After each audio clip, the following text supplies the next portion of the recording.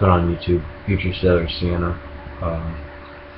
Just want to make a quick video about my MEPS experience and possibly answer some questions for some of you guys that are going up there or thinking about joining. Have some questions about MEPS.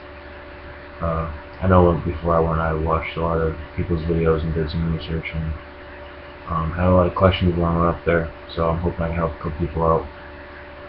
I enlisted in the Navy June 20th, so I'm leaving actually tomorrow for RTC. I'll be going back up to MEPS, sign my active duty contract, and then I'll be there Wednesday night. So yeah, if you do ask questions, message me or comment. If I don't get back to you right away, then it's because I'm in boot camp, and I should be out end of January, sometime around there. I'll be graduating, and I'll definitely answer some questions for you guys when I get back, and I'm most certainly making a video about boot camp and everything like that. So I guess we'll start off with this. I did 2 days of MEPS. I'm not sure if everybody does it like this. I don't know, but it's how first night I went up and just took my ASVAB. As far as the ASVAB goes, there's plenty of study materials. I went to the library, took out a couple books, had sample tests and questions and everything like that for each section, and you'd be tested on your MEPS. I only studied for like 2 weeks, and it helped out tremendously. So if you guys can get in more study time, then by all means, study your ass off, because the better score you get, the more jobs you'll qualify for. And, I mean, you want to get a good job, so you actually enjoy your time in the military and stuff like that. So the ASVAB, it's like 9 or 10 sections or something like that. I don't even know, but it's all timed. But read the questions, just take the time on each one. And, you guys should be fine. Just make sure you study, and you guys will be all set. So after I took my ASVAB, I went back to the hotel. I went to Springfield MEPS. I stayed in Sheridan in Springfield downtown. MEPS was on Westover Air Force Base. My recruiter called me the night before, or the night I took my ASVAB. I was in the hotel. He called me to let me know what my score was. Some people's didn't. Some people's recruiters did. If not, you're gonna find out the next morning, which I'm gonna get to right now. Definitely get some sleep that night. You're gonna be getting up at 4:30 in the morning to leave to go back to MEPS. Give you a call to your room at 4:30. Tell you to get up, shower, get ready, be downstairs. Your room key by 5. So do what you gotta do. Go downstairs, get on the bus, go back to MEPS. When you get there, you're gonna meet with your liaison officer, or whatever branch you decide to join, whether it be Navy, Air Force, Marines, Army, whatever. Meet with the liaison officer. He's going to talk to you about the jobs that you qualify for, and not the jobs. He's going to talk to you about your ASVAB scores, and do some paperwork, whatever, and send you off to medical. When you get to medical, you can do your medical briefing. It's going to take about an hour to an hour and a half, depending on what happens. I don't know, people have a lot of questions. So medical briefing is the same thing you filled out at your recruiter's office for your MEPS pre-screen. I'm going to go over the questions one at a time. If you guys have any questions about what qualified to be put down or not put down, that's your time to ask it. And it's your chance to change something if you forgot. And they're going to tell you about what's going to happen through medical. They're going to take your vitals there, blood pressure and pulse. So after that, they're going to ask you guys, or they should ask you guys, if anybody who has little or no medical problems, to go through medical first. I had really nothing to put down, so I went in first for the Navy. First thing I did was go to the urinalysis. Try to drink some water when you get up in the morning. You do have to take a urinalysis,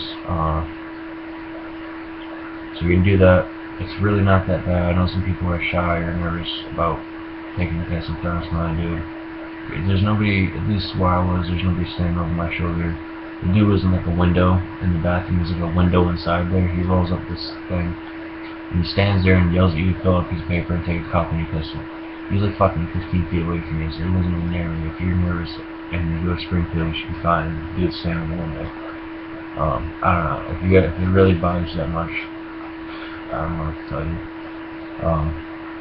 After I took the urinalysis, I took my blood test, real simple, one needle, one tube of blood, in and out in like 15 seconds.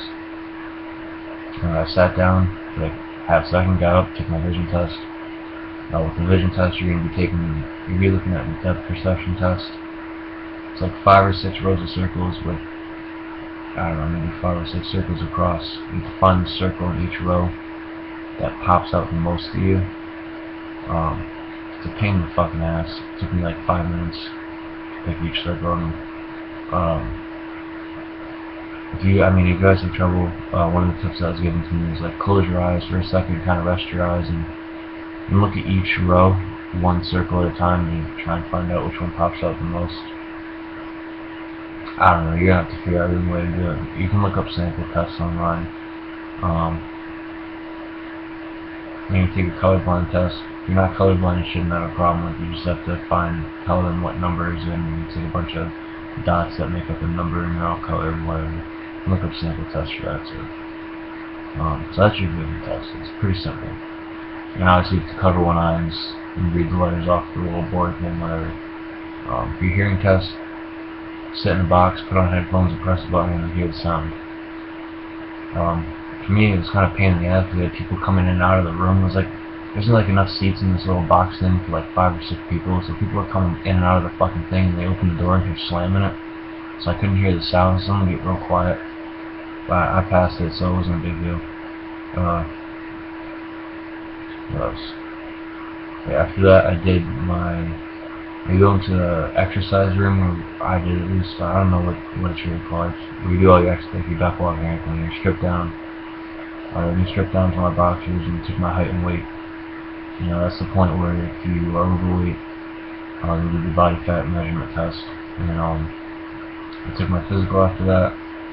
Same thing as the doctor's office. So you go in, he's going to review your file with you when you filled out that morning in the medical briefing, and ask if you have tattoos, piercings, scars. And for the guys, you are going to have to bend over and spread them. I don't think there's a finger unless you're like 25 or something.